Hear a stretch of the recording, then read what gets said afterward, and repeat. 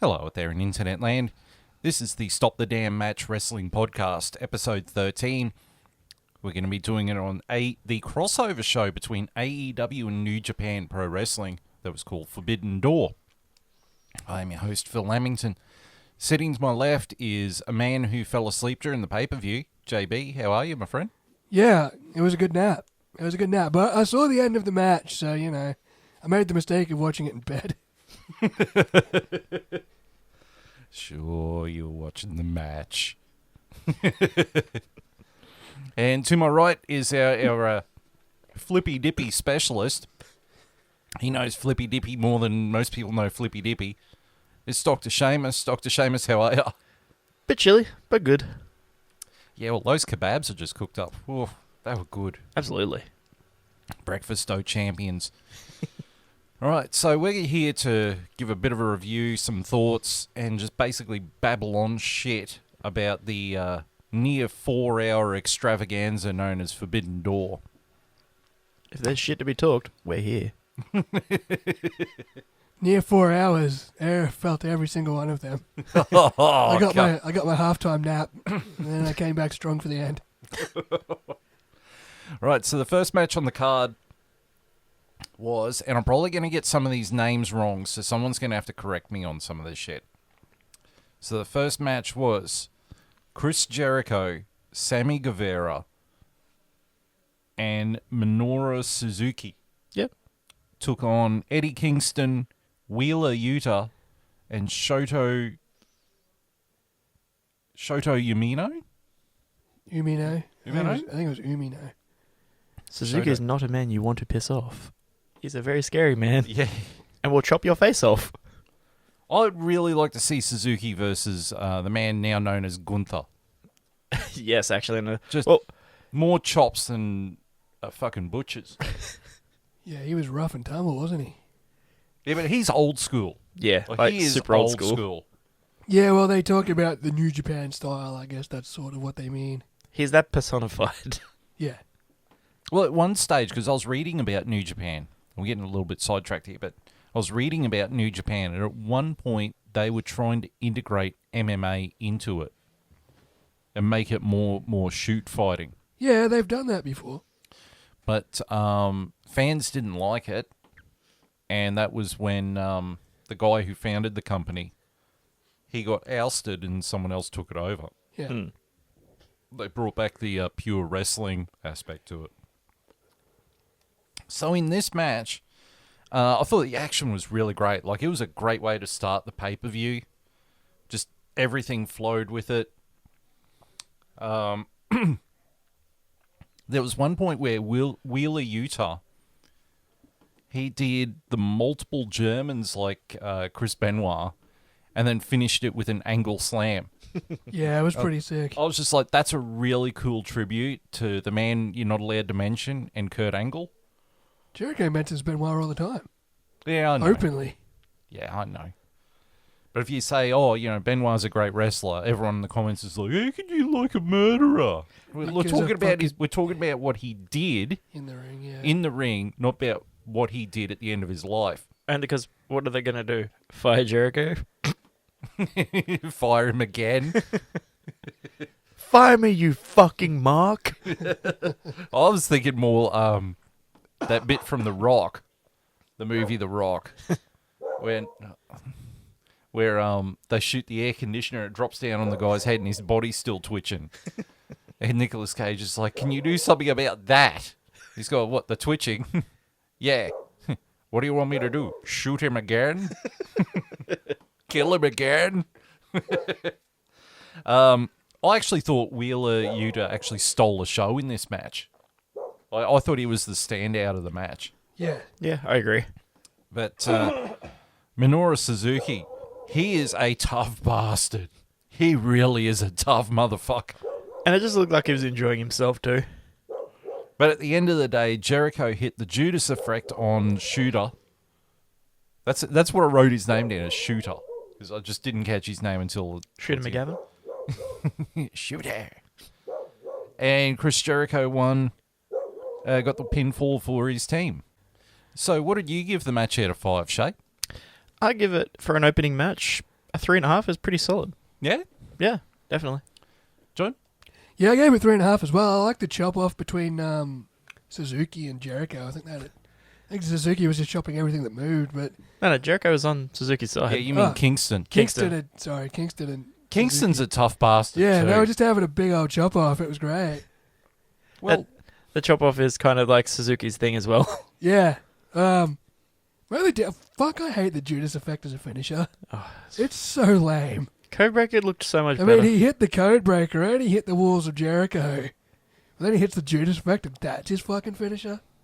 It's such a quick finisher too. Like you don't realize it's happened until like a second later. Yeah. you know what? It's like someone tries to make a creator wrestler for WWE 2K22, and they've just made whatever and given them just the shittiest finisher ever. Just a generic move as a finisher. You used to be able to do that. It's the finger poke of doom. Yeah.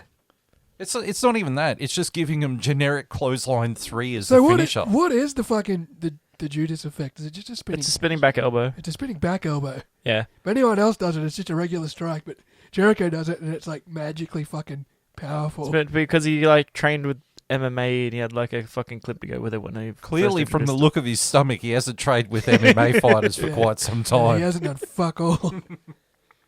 Well, I was actually going to give it a 5 out of 5, but seeing you've brought up that about the Judas effect, yeah, I've knocked it back to 4.5. 4.5 out of 5. I thought it was a great opener. And Great match. Super It entertaining. was yeah. Yeah, I just thought it was a great match. It was a great way to kick off a pay-per-view. Yeah, it was. It was a great day for Victoria, a great day for Australia, great day for the world. Piss off, you're out. Right, the next match was the three-way dance for both the IWGP and Ring of Honor tag team titles between FTR, Roppongi Vice, and the United Empire. And again, I thought it was solid action, solid in-ring action. I did actually genuinely think that Dax Harwood was injured. He was. Yeah, he legitimately popped his shoulder out because Yep. he came back with a lot of tape. But oddly enough, like when he came back out, they made it look like it was just part of the story. Like Yeah. they really did that really well to cover for it and then bring it back. Yeah, it was a blend of reality and storytelling. Like, I wasn't sure. Like, the way he went down looked like he was genuinely hurt. But then he went to the back, and I'm like, is this fucking storyline? Is he going to come out later and save the match? And that's what he did.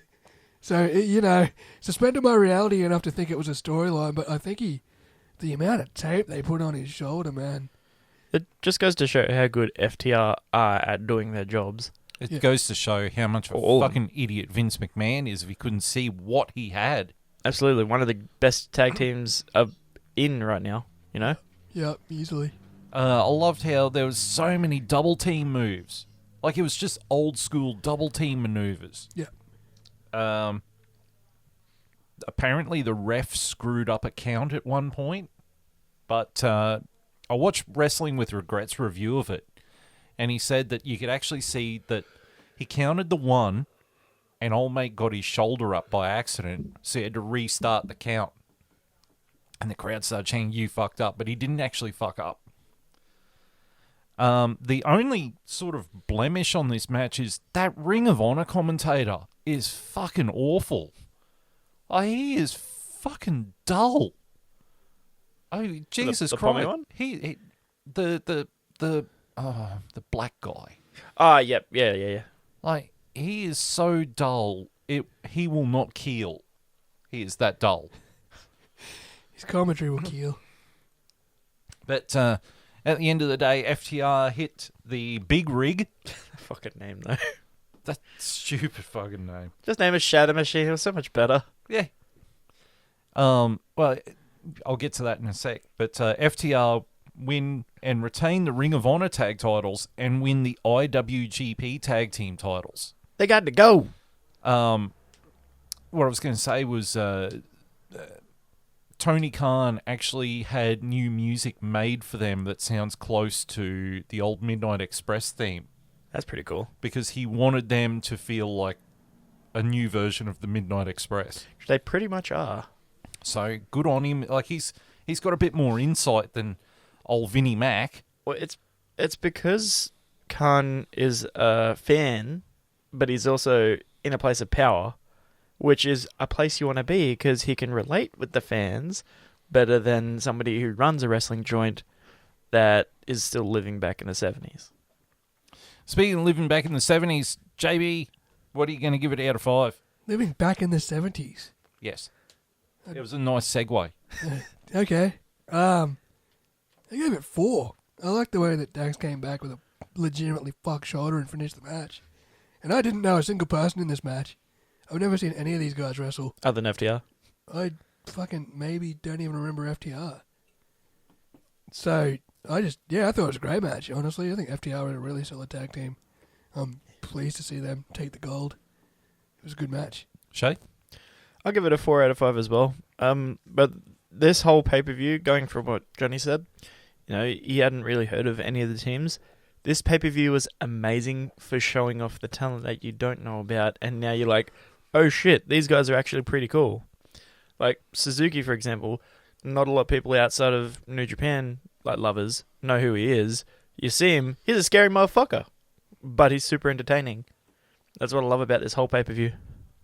Well, I gave it a 4 out of 5 as well. I just thought it was a really solid match, and if Dax Harwood was genuinely injured, they managed to really work that into the story on the fly and bring him back out to finish the match. So, which proves that those two are just hard bastards. Yeah. We're in good They're back. real old school wrestlers, and They pride themselves on it. You can see it. yeah.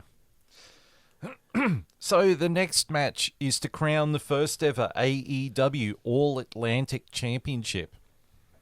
It's a mouthful. Except one of the flags on the belt is actually on the Pacific Ocean, not the Atlantic Ocean, but we'll just overlook that minor sort of thing. It's between Clark Connors from New Japan, Park, Malachi Black, and Miro. Miro returning from an injury, I think it was. Yes. For the first sort of 3/4 of the match, I thought Clark Connors was just a fucking punching bag. And like he looked like a jobber. He just looked like a jobber who's just there to get the shit fucked out of him. Creator Wrestler 3. He really fucking did, eh? He was so generic and he's just getting bashed by these fucking monsters. And the commentators are trying to put him over, like, oh, he's a rhinoceros. And I'm just sitting there going, he's a fucking jobber. And then Miro, just fucking spin punches him in the face and drops him. And it's just like, you sure? You sure he's a monster? I think Malachi Black just kicked him in the side of the head. He doesn't look like a monster. He did. He looks like he's being monstered. He looks like he's being raped. Jesus. It's a little far. Well, not in the actual sense, but yeah, we'll leave that to Vince McMahon. But I'm going to be dropping that all the way through this because I don't give a fuck. Vince McMahon gets what he deserves. True. How athletic is Park? Yep. We've always known he was athletic. Yeah, but I mean, WWE, again, didn't know what they had. I'm sure Triple H knew what he had. The fans knew what they had. At one point, Malachi Black got a table and set it up. I think it was against the railing. I am the table. And then Connors speared Miro through said table. Yeah, there was a little kid behind the table. They got to move him out of the way. So- So it was literally just like a fucking little kid. He was behind the table, and his mum's fucking ushering him around the table before the spear comes. So- That would have been good. At least the table was an American table, Yeah. not a New Japan table, because the fucking thing wouldn't break. Yeah, Miro would fucking know he Very, went through very, it, yeah. very, breaky, bashy. So yeah, if anyone doesn't know what I'm talking about, watch Kenny Omega try to go through a New Japan table and see what happens. Oh, look, we've watched Botchamania. We know about Japanese tables. Mate. There was a massive pyramid spot. And eventually, Park locked in the brutalizer on Connors, the human punching bag. And Park wins to become the first ever AEW All Atlantic champion. So I'm going to give my score first because I'll let you two go first. I gave this 4 out of 5. I think Connors towards the end actually came into his own. Like, he stopped looking like a punching bag and actually, Punched back. yeah, he started fighting back, and then the interest in him grew. But it was nice to see Park finally get a noteworthy title. Mm. Like, in WWE, the best title he got was the Cruiserweight title. Woo! And by that point, it was a meh belt, and then they got it off Park and put it on Enzo Amore, and it just... I mean, Enzo did at least bring some notice back to the cruiserweights back then, but by shitting all over them. But at least he kind of put eyes on it. Yeah, but that was why Park left, because Yeah. he's like, Enzo's bringing the wrong eyeballs to the title, you know? Yeah, But, I gave it a 4. Shay, what do you think of the match? I gave it a 4 as well. It's pretty standard across the board. All of these matches that we've seen tonight, or the night that it was on, I should say, were very good. Very good quality matches the whole way through. JB? Yeah, I gave it a 4 as well. I was super pumped for this match. God, this is going to make it easier when I do the overlay on the video and just type out everyone gave it 4. Yeah. Yeah, no, it was really good. It's good to see Miro back in action. It was good to see, Park is like a high flyer, but he's still big enough to like get in there, and Malachi Black as well. You mean the Russian brute? Yeah, well, I was going to say Rusev, Neville, and fucking Aleister Black just to piss everyone off, but, I wasn't going to. But no, I just, three dudes that I knew. 3 dudes that wrestled very well that you wouldn't see those 3 in a match in WWE together, I don't think. Just think, man, that man gets to fuck Lana. Yeah. On a daily basis. Yeah, good on him. Yeah, well done. No, solid match. Really good, real entertaining. That was one of my highlights. And he'll let you know about it. And don't forget, too, Malachi Black is married to Vega. Yes. Yeah. Zelina Vega. Zelina Vega, that's her name. Queen Vega. Queen Zelina. Who I'm surprised is still in WWE. Yeah, well. For maybe even not much longer. Yeah, well. Next match is a trios match, which is basically a 6-man tag match, but we have to call it trios match. So the Dudes with Attitudes, which was... The shittest name ever. Ever. It's very 90s, isn't it? It's very stuck in the 90s. It's Sting, Darby Allin, and Shingo Takagi versus the Young Bucks and El Phantasmo, which I think they came out as Bullet Club. Yeah, they did. So Sting, for his entrance, didn't make an entrance until Young Bucks and El Phantasmo came out, and then he was on top of the entranceway ramp and jumped off. That's so good. For a man in his 60s, he is a mad bastard. Got straight back up, did his shouting is good. Takagi was like super quick. Like, he is friggin' fast in the ring. It was nice to see Sting take the super kick party to the face and just no-sell it. But also, Sting also forgot a spot. Yeah, he did. Like, Phantasmo was sitting there and he's doing his little Hulk up thing, and Sting got out of the ring, and Phantasmo's like, okay, right, where you going? He just stood there for a bit and then did it again when he got back in the ring. Yeah. He just like walked away. He no-sold the super kick and then he no-sold the fucking spot. Because Sting does what Sting does. Sting's earned that right. He can do whatever he wants.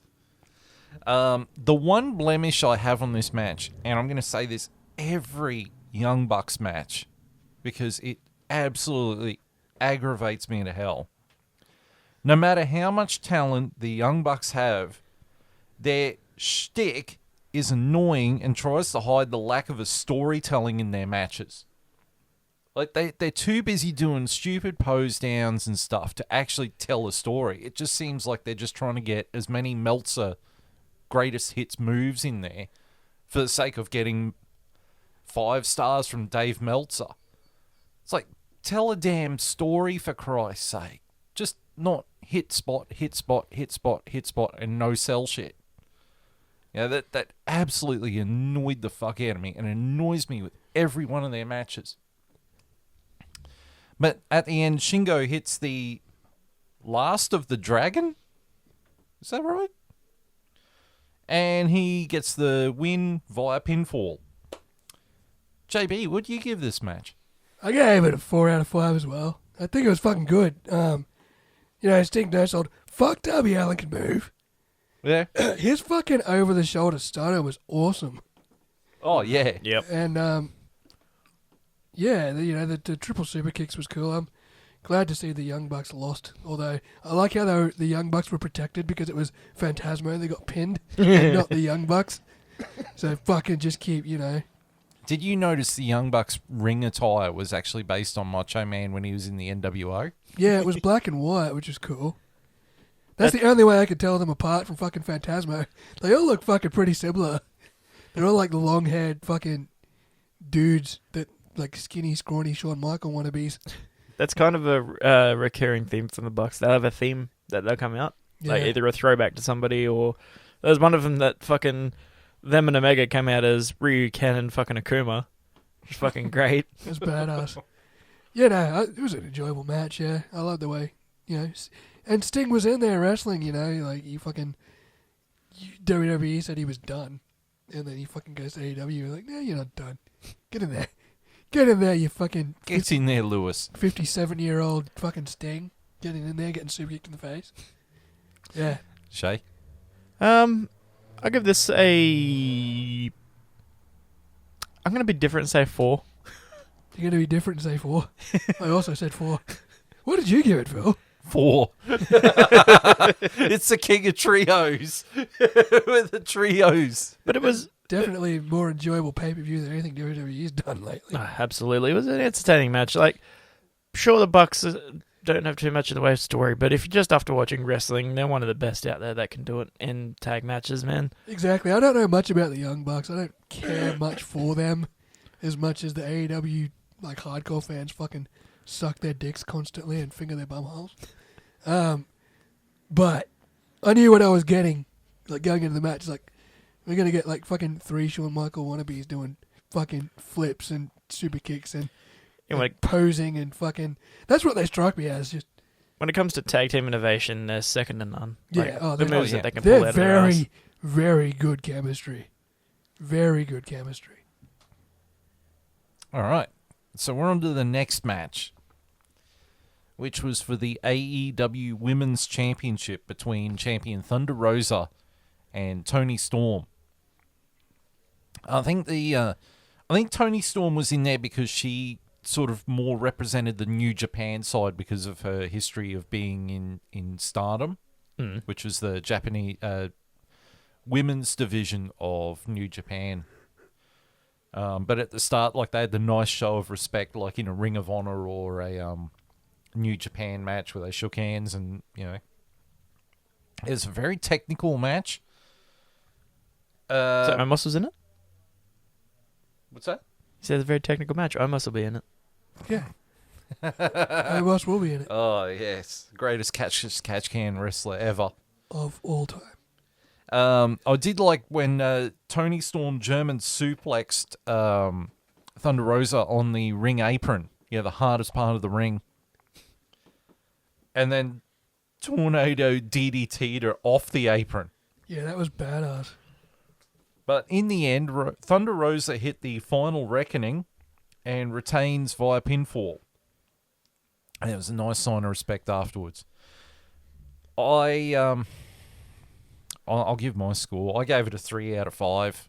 I thought it was the first sort of crack in the armor of this pay-per-view. Like, I expected more, but it also felt like they had their time trimmed on the match and they couldn't get everything they wanted in.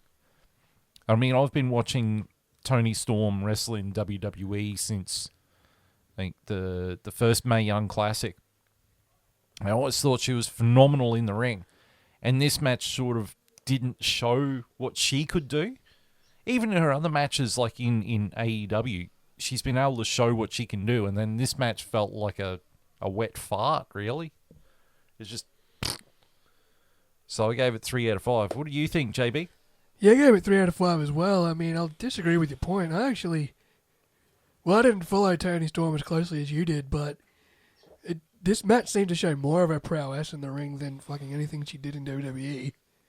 Like, you didn't see her doing fucking suplexes on the apron and hurricaning, DDTing people off the apron and shit. Like, that was pretty cool. And Thunder Rosa was a solid opponent as well. It was, I guess it's okay for her to retain. I didn't think Toni Storm was going to be given the title.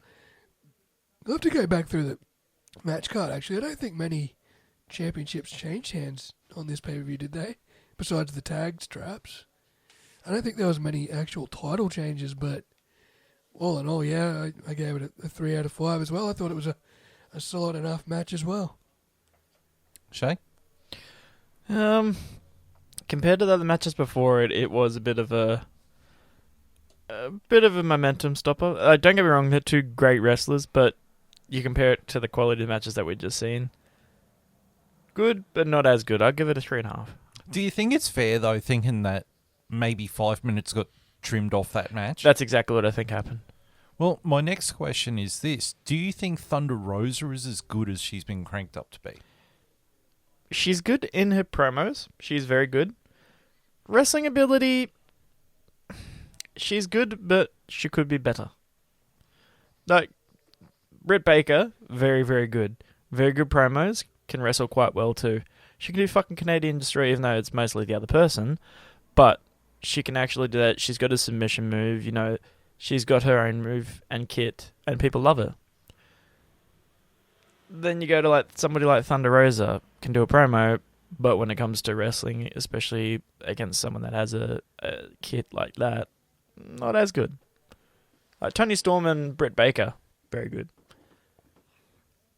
Yeah, I think to point the finger at Toni Storm with this match and say she didn't deliver is a bit of an indictment on her. Like, I think it's a little bit more Thunder Rosa is a little bit limited in the ring.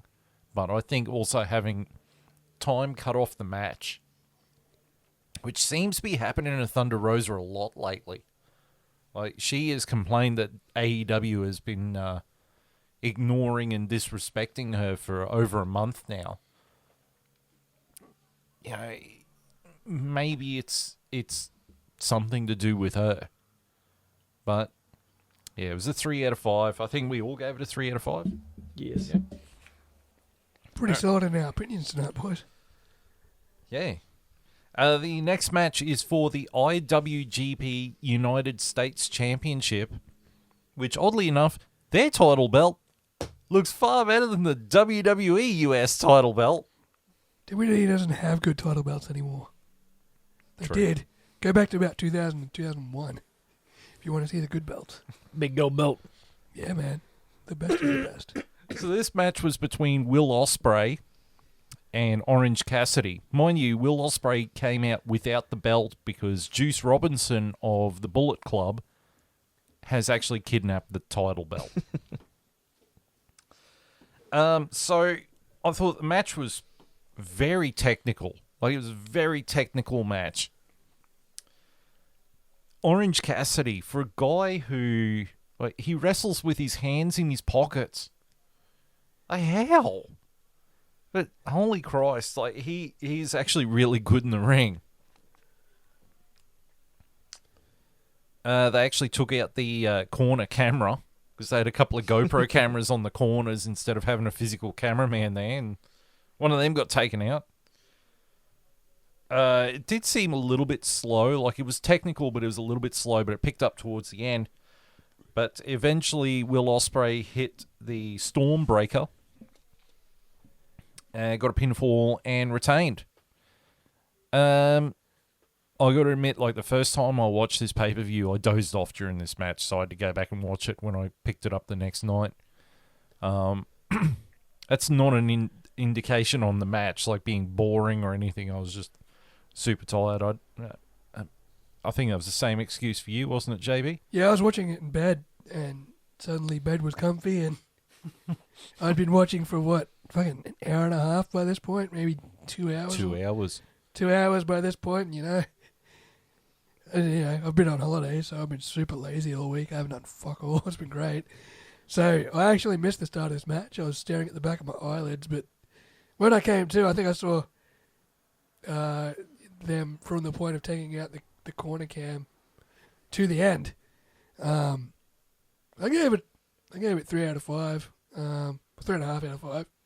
I just fucking didn't like there were so many false finishes at coming towards the end of the match. Like there was fucking 4 or 5 false finishes within the space of 2 minutes or something. Well, that was a gripe you had on the last the WWE pay-per-view. I don't... False finishes, man, when they're grouped together, the way like this one was, isn't dramatic. It's fucking tedious. It's annoying. Like a false finish, like... Yeah, I don't know. I like when false finishes are set up, not when it's just like, oh, hit a move, almost a pinfall, hit a move, almost a pinfall, hit a move, almost a pinfall. Oh, hit a finisher, there's the pinfall. It's like, man, you know, yeah, I don't know. There's just an overuse of false finishes, and they were grouped together in a really short time period. And I understand that's how you want to finish the match, but yeah, I've never really been a fan of matches doing that, to be honest. So 3.5? Yeah, 3.5. Seamus?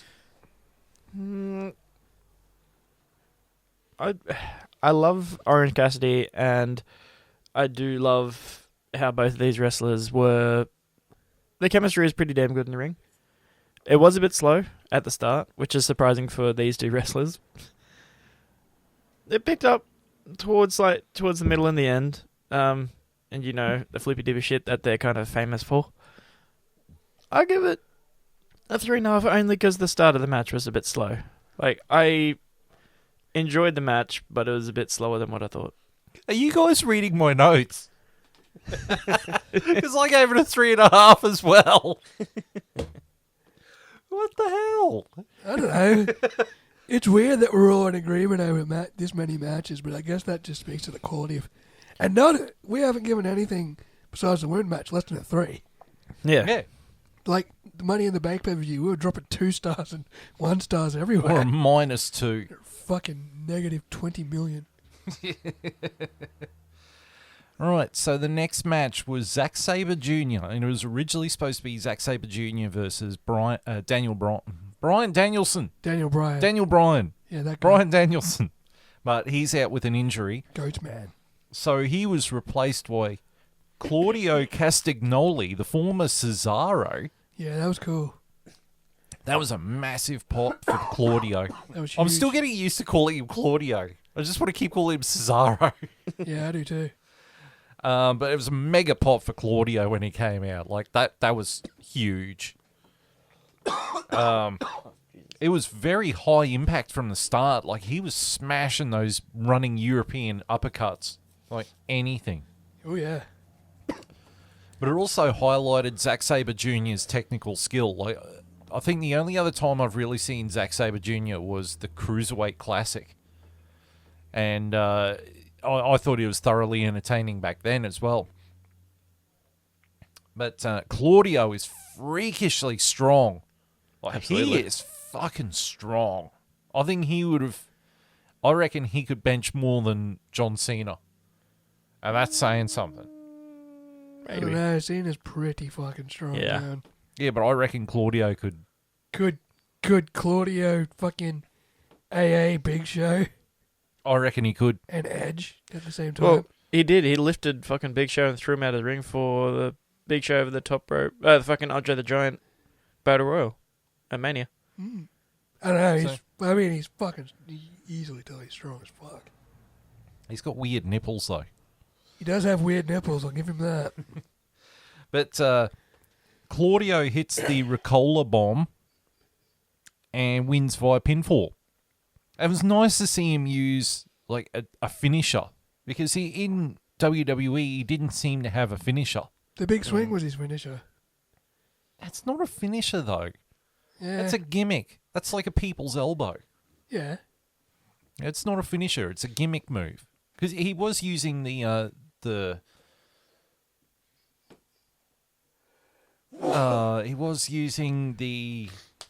what was his? It was like the Dominator, but Catch neutralizer. The neutralizer. That's it. He did actually crack it out properly in this match too. But Shay, What are you going to give it out of 5? The surprise from Claudio coming out was fucking great. The pop was ridiculous for it too. I'll give this one a 4 out of 5. The match was fucking brilliant. I mean, Sabre Jr. and fucking Cesaro, like, you can't really beat those two in the way of wrestling. They're amazing at what they do. JB? Yeah, 4 out of 5 as well. Fucking Claudio / Cesaro hasn't lost a fucking step. In fact, he looks better. I noticed he didn't have the kinesiology tape on his shoulder like he used to in WWE, so he must have got that fixed up. And Zack Sabre Jr., I'm a fan. I like the way he went to work.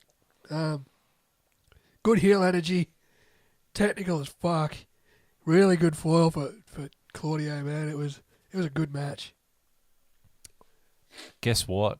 You gave it a 4. I gave it a 4 out of 5. Yes. Stop reading my notes, damn it. Oh, right. I will say this too, like, Cesaro really looked like he was showing the wrestler that he always has been.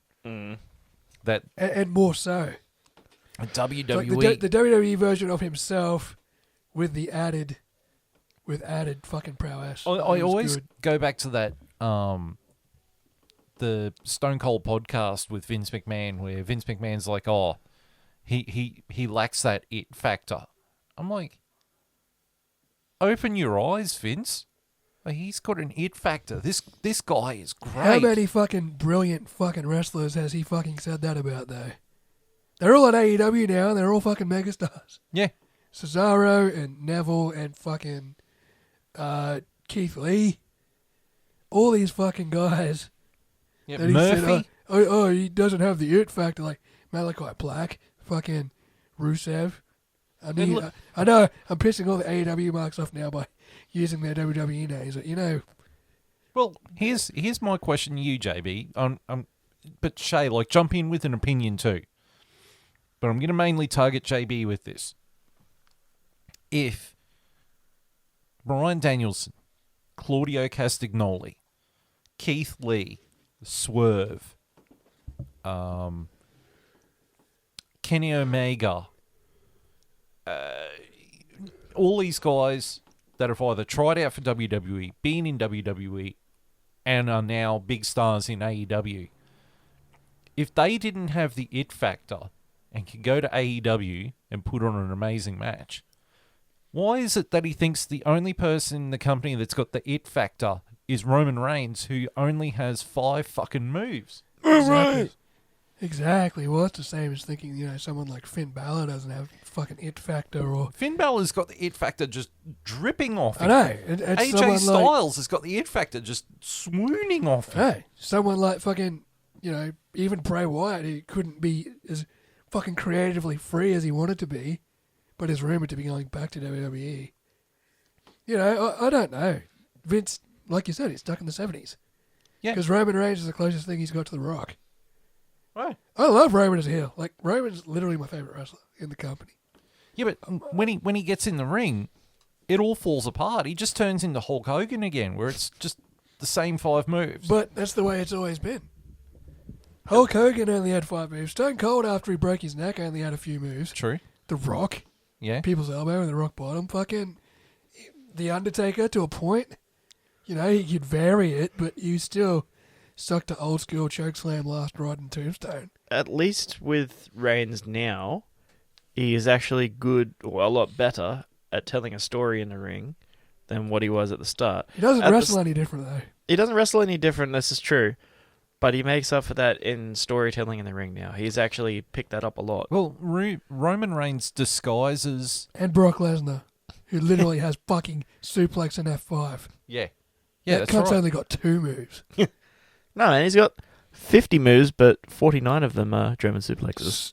Slightly different variables of the fucking belly to back suplex. No, what I mean, Roman Reigns' matches now, the only thing that separates them from what they used to be is the Usos running in. Yeah. The Usos running in and Paul Heyman interfering. Well, yeah, the only thing that separates his matches now is that people boo him. Now that people are actually booing him, it works because he's a heel. They're not booing him because he's a face that's being pushed. And no one likes him. Except me. I always liked you. But anyway. Yeah, I just don't get it. Like, Vince sits there and says, "Oh, Look, man, if this Cesaro- fucking lawsuit comes off and Vince loses his fucking CEO status, and we get some creative direction in WWE, that could be the best thing that fucking happens for that company. absolutely." The best thing to happen to WWE is Vince McMahon dying or losing power. Yeah, but then it'll go to his doofus daughter and his idiot son-in-law. I don't think it will. And the rest of his stupid family. His idiot son-in-law is fucking long gone, and his daughter doesn't fucking really want anything to do with it. His son-in-law, Triple H. Oh, his son-in-law. Yeah, no, his, Yeah, In-law, he's not back. his son. sorry, his doofus son's fucked off, which But is he- sad. Only because he pissed everyone off with the Royal Rumble and tried to do business for himself. Yeah. Good on him. Yeah, no. Well, no, the best thing for the company is for Vince to die and Triple H to take it over, and Triple H is showing creative fucking genius and the talent he hired. Going back to fucking Shane as well. Did you hear the story about how he pissed everyone off, Johnny? Sort of. Yeah, well, he literally booked himself in the Rumble match. It took not one, but 2 clotheslines from Brock fucking Lesnar to eliminate him. Everybody else that was in there, AJ Styles, etc., nothing. No sold it. Fucking unreal. Didn't he eliminate half of them? He did. He eliminated quite a few wrestlers himself. Like Kevin Owens, he eliminated. Yep. That AJ, pissed he Kevin eliminated. Owens off massively too. He wanted to come out at number 28. Yeah. Well, that's when Randy Orton came out. Because they played the wrong music, and Randy Orton's like, "Well, I'm out." No, I guess I'll come out then. And it was Randy Orton's hometown. Yeah, it was St. Louis. Right. Moving right along, because we all gave that one a 4 out of 5. The next match is for the IWGP World Heavyweight Championship Ooh, Igup. between representing New Japan, the current world champion Jay White. I spent half the match trying to figure out his accent. He's a Kiwi. I thought he he's was a an Kiwi. Aussie. Yeah, I thought he was Aussie too. I thought he was an Aussie, but then I listened to him speak, and he's like, "Nah, he's got that fucking accent." And is he supposed to be a heel? Yes. He is a heel, absolutely. He's, Yeah, good. he's the leader of Good. the Bullet Club, isn't he? Yes, he is. Yeah, good, because he strikes me as a fuckwit. I'm like, fuck, I hate you. That's exactly how he's meant to It's come. like, why are you a douchey up yourself? Fucking, and you got the Kiwi accent to boot, you jerk. Am I the only person who wants to see him versus Buddy Murphy? Anzacs at war. That'd be fucking great. So Jay White versus former AEW World Champion Hangman Adam Page versus Adam Cole Bebe Yeah, the vanilla midget. versus Kazuchika Okada. Fucking Okada. I can't believe that he was in that match. Just the names. You say those 4 names, you're like, shit, am I dreaming? Yeah. So at the start, Cole hits Page with a super kick while Page was doing a moonsault. Yeah, straight in the Straight face. in the face. Like, God, he's good with his timing on that. With hitting a super kick while someone's mid moonsault. Like, he did it to Ricochet, I think it was, in NXT. Him with super kicks is like Randy Orton with RKOs. Like, he is bang on point with them. Jay White is a sleeper suplex master. Like, he was hitting those sleeper suplexes like nobody's business. All 4 guys just looked amazing in the ring, though. Like, I've never seen Okada wrestle before, and he impressed me. Jay White, he was pretty damn solid as well. For me, this was actually a turning point for Adam Page, because I've actually thought Adam Page was a bit dull in the ring the last couple of matches that I've seen him. And to me, he actually really stepped up. But in the end, Jay White hit the Blade Runner on Okada and then pins Adam Cole. And it looked like Cole was actually injured at He the was. end there. Yeah, he was. And he retained the IWGP World Heavyweight title. Going to what you said, Phil, yeah, he got a concussion in that match. Because the finish felt really sudden. Yeah, he was. Cole was meant to be in that finish a lot more than what he actually was. Yeah. So they had to kind of do it on the fly.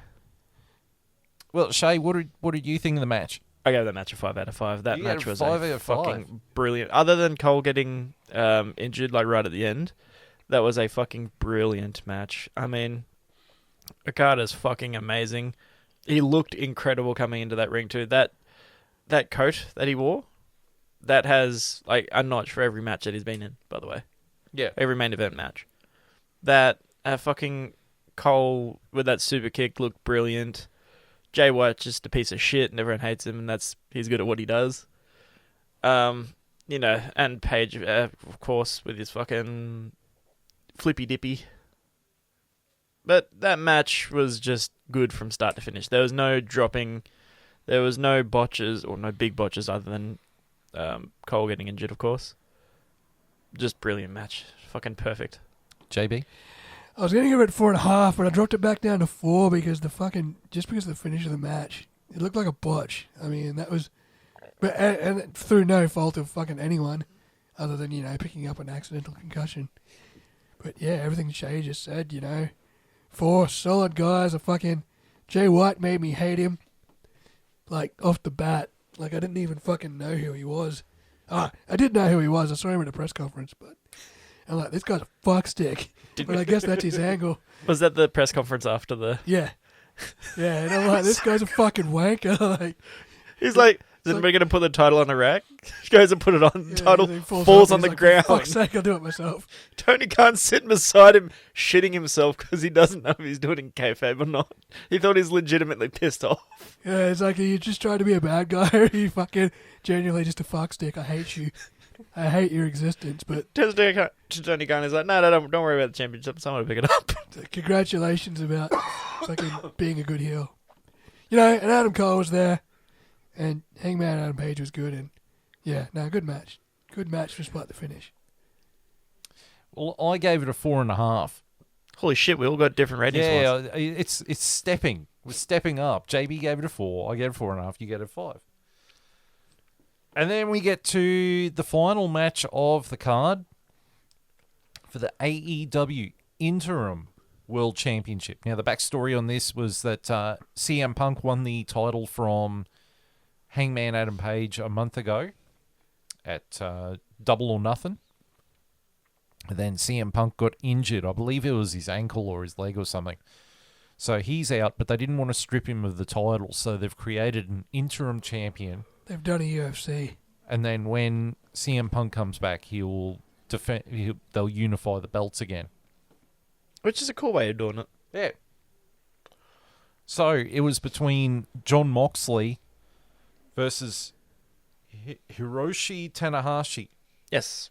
Yay! Shogo's not going to murder me now. The Ace. Yeah, probably still. Also known as the Ace. The Ace. Yeah, the Ace. So I thought it was solid in-ring action. It was solid chemistry between the two of them. Moxley put Tanahashi through a table, which is always nice. Mox got busted open. How did he get busted open? It was just like a forearm to the head or something, wasn't it? It's Mox. Does he need an excuse to get busted open? I think he bladed. That was a massive lariat that Jon Moxley landed at one point. Like, it was huge. Like, spun him around and everything. Yeah. But eventually, Mox landed the Death Rider and wins via pinfall to become the new interim champion. The finish did feel a bit sudden on that one as well. You know, They'd gone over 4 hours, man. They just wanted to go home. like everyone else. Yeah. JB. Yeah, 4 out of 5. Solid match. I fucking Moxley was good. Yeah, a good match. I think the commentators referenced that Ace was like, you know, a little bit slower and his knees weren't as good as they used to be, which is a shame because, you know, he was solid. I would have loved to have seen what he was like when he was younger, because it seems like he's a real talent, and he fucking hung. He hung with Moxley that whole match, like even through, you know, Moxley's a rough fucking wrestler too. Like he's a brawler, you know, and you know, obviously he had to have some color at the end when he's getting put in the submission hold and As opposed to WWE and Shotzi. Let's not show her busted open. Like, yeah, and Moxley's there in the submission hold and blood's like squirting out of his head. Typical Moxley, man. But nah, solid go home match. It was good. So 4, yeah? Yeah. Shay? I'd also give it a 4. Surprise, surprise. But no, a good, as you said, a really good match to go home on. Both of those wrestlers are incredibly talented. Moxley, as we all know, has been good from the Echo. You know, being one of the best main event wrestlers that AEW have. And he knows how to tell a great story in the ring as well as being a solid brawler type wrestler. No, he's not a technical master like, say, Bryan Danielson, but he's really, really, really good at what he does in that type of style and can even wrestle like full hardcore matches without, like, in a blink of an eye. And, you know, Tanahashi's just absolutely incredible. If you haven't seen any of his matches, highly recommend to go to watch them. They are very, very, very good. Very entertaining matches. Well, I was going to give it a 4.5, but because the finish was really sudden, it just seemed to come out of nowhere again, so I docked it half a point and brought it down to 4. So we're all on 4 again. Woo! And then post-match, the Jericho Appreciation Society came down and jumped both Tanahashi and Moxley. And then Eddie Kingston and the rest of the Blackpool Combat Club came out to make the save. And then finally, Claudio Castagnoli comes out to help out and make the save. But I don't know if you guys caught it, but off on the side, Eddie Kingston's outside the ring berating John Moxley, because Claudio's in the Blackpool Combat Club. Sitting there going, I'm your friend, he's not your friend, because apparently they've had issues in the past. And it was like, just ripping into him. Looks like another Kingston heel turn, which is okay. Eddie can play both sides really, really well. I like him better as a face, but he can play both sides. Well, then it sort of bled into Blood and Guts later on that week, where at the end, Claudio got the tap out instead of Eddie, because they both had submissions on. But Claudio was trying to befriend him, like, we're on the same team, it's okay. So where it does lead to the possibility of Kingston turning on Mox. And even before then, him in that Jericho Appreciation Society match tried to set fire to Jericho with Bryan having a submission on him, trying to set them both on fire. Fucking hell. I think this is going to lead to the Blackpool Combat Club sort of splitting into 2 factions. Yeah, either that or Mox. Eddie just full on turning. Yeah. But Was Blood and Guts a pay-per-view? no. Oh, No. wasn't it? No. It was an episode of Dynamite. Oh, it was too, yeah. Oh, good. So I can watch it for free on the Fight Pass and the Fight app. Yeah.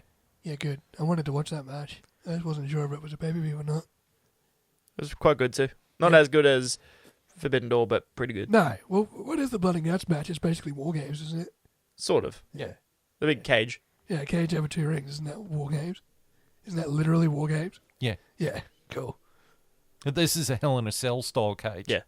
Isn't the War Games one a Hell in No. a Cell No. style? Or That is it just was a open cage? special. That was a special cage that bridged both rings. It's actually more closer to the WCW War Games. Yep. Yeah, right. So, JB, what are you going to give it out of 5 cheese graters, the whole pay-per-view? I'll give it 4 cheese graters because we've been hitting 4s all night except for that one match. Yeah, except the Thunder Rosa match was a 3, but everything else I hit a 4. So I'm going to give it 4 cheese graters out of 5. Shay? Surprise, surprise, I have to agree with you there. 4 stars. This pay-per-view was good from start to finish. Like, every single match, other than, unfortunately, the women's match, but I think that suffered from where it was. But it wasn't even a bad match. That's exactly right. It wasn't Compare even a bad that match. to a WWE women's match, and that's probably on par with Yeah, well, I mean, we gave Bianca Belair and Carmella a 2. I gave it a -2. Yeah. Did I give it a 2? I think I even gave it a 1.5. But yeah, you compare them to anything that WWE pushes out, and the quality is just so much better. You actually gave that match a 0.5. Oh, yeah, it was bad. Shay gave it a 1 and I gave it a -2. Yeah, there you go. So that match was 3 times as good as Bianca Belair and Carmella. But it just goes to show that And that was the worst match on the card. that's exactly right. The quality of these matches were incredible. That, and as I said earlier in the podcast, for people that haven't watched New Japan, this is a really, really good intro into how good these wrestlers actually are, and It's good to when go you- back and watch those people wrestle. Open your eyes outside of the Fed, as they call it, And WWE. it's such a shame that Kenny Omega wasn't fully healed up, because if he came on that card, fuck, I could only imagine how good that would have been. If he was in that Fatal 4-Way match, holy shit. Kenny and Okada in the same ring? Yes, fucking please. Yeah. And to a lesser extent, even CM Punk, if he was fucking healed up and ready to go. Yeah. I don't know how he would have done against Ace, but Well, yeah, it was supposed to be CM Punk versus Tanahashi. yeah. Because those guys actually do have history together, those two. It would have been nice if Kota Ibushi hadn't blown his fucking stack at management, Fuck, dude. If because he would have Ibushi been was he there- would have been on that show. Yep. If Kenny Omega was healed up, it would have been Omega versus Ibushi. Yep. That, yeah. Yeah. Or him and Okada, and then Ibushi comes out last. I reckon the IWGP title would have been a 6-way. Fuck. It would have been a 6-way, and it would have been the most mental 6-way ever. I can only get so erect. Well, I gave it 4 out of 5 cheese graters as well, because I didn't feel like bucking the trend. Good on you. The positives for me with the pay-per-view, like Zack Sabre Jr. versus Claudio, the Jericho Appreciation Society versus Blackpool Combat Club, the All Atlantic Championship match, and the 3-way tag for the IWGP and ROH tag titles. The downsides for me was the women's title match, and just the finishes for the last 2 matches were a bit sudden. But other than that, that pay-per-view was a really great way of showing someone like me who doesn't watch New Japan, and I don't regularly watch AEW. Not that I regularly watch WWE either. Just because, like, with my schedule, it's nigh on impossible to soak all of this in. But I think it also gives a different perspective. Like, Shay, you do watch it. You do watch AEW and all the stuff. When I can. I don't watch them super, super regularly, but I do watch more than you guys do. I think with SmackDown and with Raw, you can get away with watching the highlights. That's exactly what I do. I just watch Someone from What Culture. Thank you. That's generally what I watch. Is the Why? highlights from. Here's why. Hey, you got half a bald head. It works. Shut up. I can't talk. This is the news. I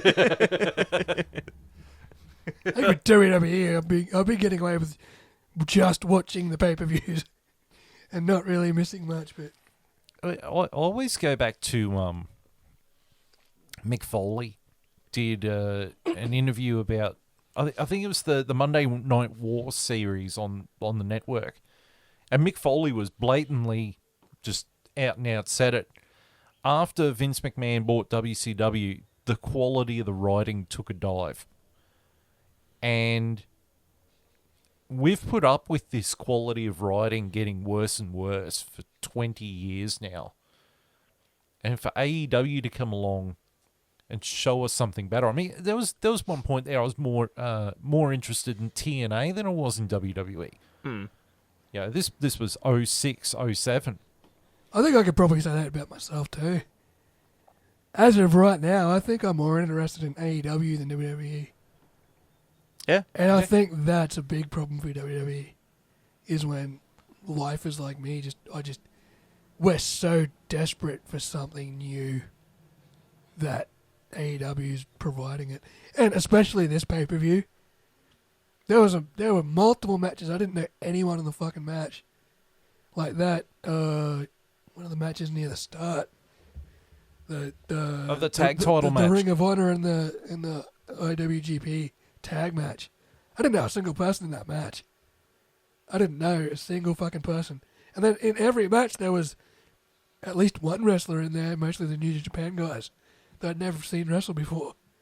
You know, this opened my eyes to there's a whole new fucking world out there of wrestling that isn't fucking under Vince McMahon's fucking thumb, creatively or fucking technically.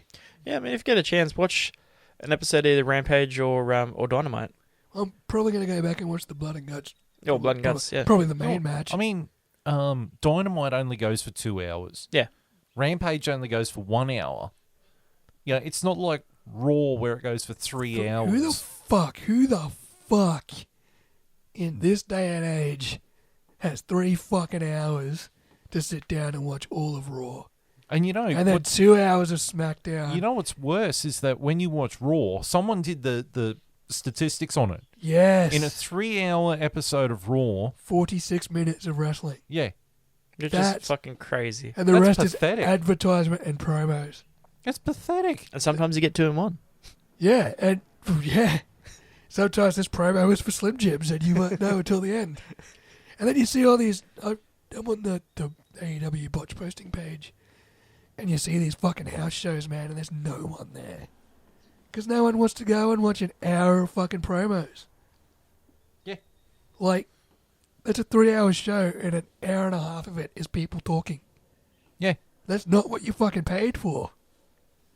And it's like WWE is just hiding everything with glitz and glamour. And look, we're WWE, we can rest on our laurels. And you've got Tony can't. Khan with AEW sitting there saying, we'll cut back on the glitz, cut back on the stuff, and we'll give the fans what they want. And that's the point. This pay-per-view went for 3 hours and 56 minutes. Even the fucking story build was like a 1 minute at most fucking promo vignette. And then straight into the fucking entrances. Yep, and that's what I like about Blood and Guts and Dynamite and Rampage. You get a few promos, but Yeah. most of it's wrestling. 90% of it is wrestling. Yeah. Like, this pay-per-view went for fucking almost 4 hours and fucking... It was all wrestling. And that's the fact they can say professional wrestling on their fucking shows as well and not get reamed for it. Sports entertainer. Funny story about Jericho at the moment as well. With his Jericho Appreciation Society is like, I'm a sports entertainer. I'm a sports entertainer. Yup. Oh, that's bad. But I mean, even the commentary, like, yeah, JR has lost a step or two, but I mean, look at your commentators. You've got Excalibur. Taz. Taz. I mean, Taz fucks up a lot. But yeah, it's but fucking- Taz is always fucked up. But Yeah. that's Taz. You got Tony Schiavone and you got JR. The good thing about Taz and Excalibur, though, is Excalibur kind of jumps on him when he does fuck up and they have a laugh about it. If you hear him on Dark, it's fucking hilarious. But also, because he does the commentary for New Japan, we had Kevin Kelly. Yes. Man, Kevin Kelly. Like, at one point, there was Kevin Kelly, JR, and Tony Schiavone. And you're just sitting there going, that's 1998 commentary right there. Yeah. Yep. You know, the only thing missing is Michael Cole or Jerry the King Lawler. You know, more to the JR's been off a bit. Like, there was a couple pay-per-views where he went really off. But Forbidden Door was probably the most on he's been Yeah. in a point. while. He's been going through cancer treatment. Like, he didn't fuck up too much. He felt genuinely happy to be there. But you know what the thing is? Like, when you hear Tony Schiavone or even Kevin Kelly or specifically JR, is when you hear JR or Tony Schiavone calling wrestling, it feels like it's a warm blanket.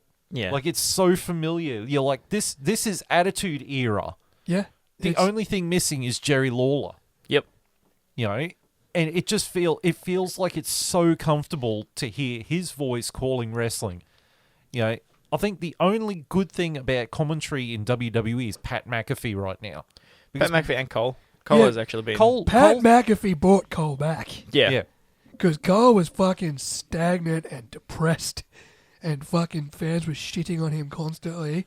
Pat McAfee's come in and re-energized him. Yeah, I mean, Cole himself said that. And now Cole can fucking bounce off him. Did you see Michael Cole's fucking... His reaction when Liv Morgan... Yeah. Yeah. Did you see him backstage too? He's fucking jacked now. Yeah, he's Did you see his fucking... photo? Like, he was fat and depressed. Now he's fucking shredded, man. He just seems like a whole different person He's since got a Pat's new been on lease the on booth life, with him. man. Yeah. I think Pat Whereas- McAfee's fucking saved him. Whereas the Raw commentary team, I mean, Jimmy Smith is great. I like Jimmy Smith. Corey Graves needs to shut the fuck up. And Byron Saxton has got the personality of a flat side of a cricket bat. I'll give it to Byron, though. When Kofi won the championship, that was big. Like, that was really, really, really big. Like, he made that so much more special, the commentation from him. If I was WWE, though, I'd get rid of Corey, get rid of Byron, and bring in Kevin Nash on commentary. Because at least he can talk and he's Big interesting. gladiator of a man. Yeah, he injects humor. You know what? He'd be a slightly less animated Pat McAfee. Yeah. Like, he really would... Like, if someone fucked up, you go, well, he botched that, didn't he? Bring Mauro Ranallo back. Yeah. Well, Mauro Ranallo didn't want to work with JBL. Yeah, he's not there anymore. Yeah. But, I mean, or bring up Wade Barrett. Yeah, Wade Barrett's fucking great on commentary. He's great. Or what happened to Nigel McGuinness? I'm not sure. He does He was good NXT UK, doesn't he? Yeah, he does UK, you're right, yeah. He was great on commentary. Or, how about this? If you want someone on commentary to call holds, Kurt Angle. Yeah. If anyone knows how to call holds and talk about a technical wrestling match, it's Kurt Angle. Yep. But you just showed me a photo before of a match that's coming up for SummerSlam. Yes. Liv Morgan defending her women's SmackDown women's title against Ronda Rousey. My thoughts exactly. I think Ronda is going to win that. I think Ronda's going to lose but turn heel. And then we're going to get one more match with her. Nah. I think she'll win and then lose to someone else. And you've also got Brock Lesnar versus Roman Reigns for the undisputed WWE Championship in a last man standing match, and it's Brock Lesnar's last crack at the title. Brock will win that. But you've got Theory running around with the briefcase. Yeah, I reckon Brock will win it, or Roman will win it. Theory will cash it in, and then you protect Roman then from, having losing the title. I think Reigns is going to win. I think Reigns is going to retain. I think Theory's going to cash in at some point, and Reigns will beat him as well. I think Cody Rhodes is going to win the Royal Rumble, and he's going to beat Roman Reigns. Fuck, you think he's going to hold on it for that long? Yep, I think. Jesus. Yep, I think he's going to drop the belt to Cody Rhodes at WrestleMania. Fucking hell. Yeah, well, Roman's transitioning into part-time too. Yeah, that's Yeah. what I thought. That's why I thought he was going to lose it now. Yeah, but Brock Lesnar's only part-time as well. Brock Yeah, Lesnar was and part-time and he was champion for fucking ages. And Theory is so meh at the moment. Yeah, but if he wins it, he can be an interim champion and then give it to someone else. That's what I think to But protect who? Roman. But who? Back to Roman. That's the issue. Is who? Yeah. Like, Seth Rollins is so Or dull back now. to Cody Rhodes, but you'd rather see Cody Rhodes beat Roman Reigns for it. Well, Yeah. Cody Rhodes But is he's injured. fucking out for... Yeah. He's not going Tom to be Peck. back. He's not going to be back until December. I think they hang off on him. He comes in mystery entrant into the Royal Rumble, Yeah. wins the Royal Rumble, Yep. takes the belt at Mania. Easy. Cody Rhodes has got the brain. He's got his old man's brain. He knows how to make it work. But who else can they put that belt on? Because they can't put it on Seth because his character is so fucked up. It's not funny. Seth doesn't know what Seth is. They can't put it on Kevin Owens because they can't decide if Kevin Owens is a face or a heel anymore. Can't put it on Cody because he's injured. But they will. They'll put it on him when he's not Can't put it injured. on Omos because he is so undercooked it's not funny. Whoa. He is. Bret Hart would be rolling in his grave. Kevin Owens. He's not dead. He's relevantly dead. Kevin Owens. They don't know if he's a face or a heel anymore. They Yeah. can't put it on the Miz because Big E. no, He's he's got to off come back from injured. his, he's got to come back from his neck injury. Yeah, he's not coming back until mid next year. Mm. Fuck, it's that bad. Yeah, Yeah. he nearly got paralyzed. Yeah. He broke his neck, but he nearly was like Austin. He nearly got completely fucked off it. Yeah. Yeah. You can't put it on someone like Madcap Moss or Happy Corbin because they are mid-card guys at best. Yeah. And IC champion at best. You can't put it AJ? on Sami Zayn. You could put it on AJ. Finn but Balor. Edge. Vince hates fucking... Ooh, Yeah, Edge yeah. maybe. Vince hates Finn Balor. Vince hates Vince Finn isn't Balor. in charge at the moment. Vince still is in charge at the moment. Hmm. Vince is still doing all the backstage stuff like he normally does. Until he's actually removed by the board of directors, he is going to be hanging around. And he won't be removed to the board of directors until he fucking goes to court. I'd say Edge, maybe. Edge is probably the early one. But he's part-time. Yeah, but at least he can hold it for longer than Roman and that if he needs to go. I actually think I know who's going to take the women's belt off Thunder Rosa, though, in AEW. Nyla? No. Paige. Dude, if she returns, that's going to be fucking massive. That is going to be huge. AJ Lee has been, like, tiptoeing around it as well. She's been more in the picture than she has been recently. So Well- that'd be cool to see her back too. They've done All In this year, haven't they? Yeah. Yeah. So you've got All Out. Yeah, that'll be fucking huge. That's going to be September, isn't it? All Out. Yeah. Yeah. Because that's when I think Paige is going to show up. Because she finished up with WWE last week. Mm. So her coming into AEW, and like she was in the same situation as Sting and Edge. WWE wouldn't clear her to wrestle. So she's been trying to find a way to get anyone to clear her. And I think she's found someone who will clear her, but WWE didn't want to clear her. So her going to AEW Yeah, it's a as, no-brainer. as Soraya, she'll be back, and she'll take that belt off Thunder Rosa. Yep.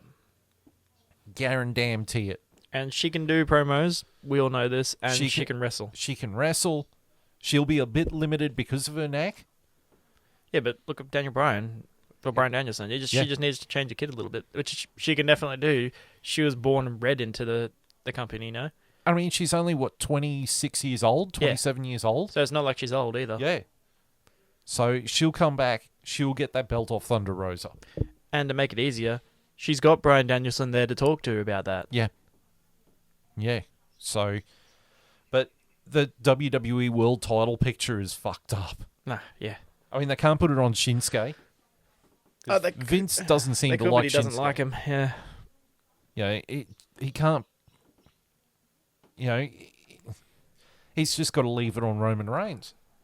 That's the thing. He He's backed left him- himself into a corner. and he doesn't want to take the risk of putting it on someone he doesn't like.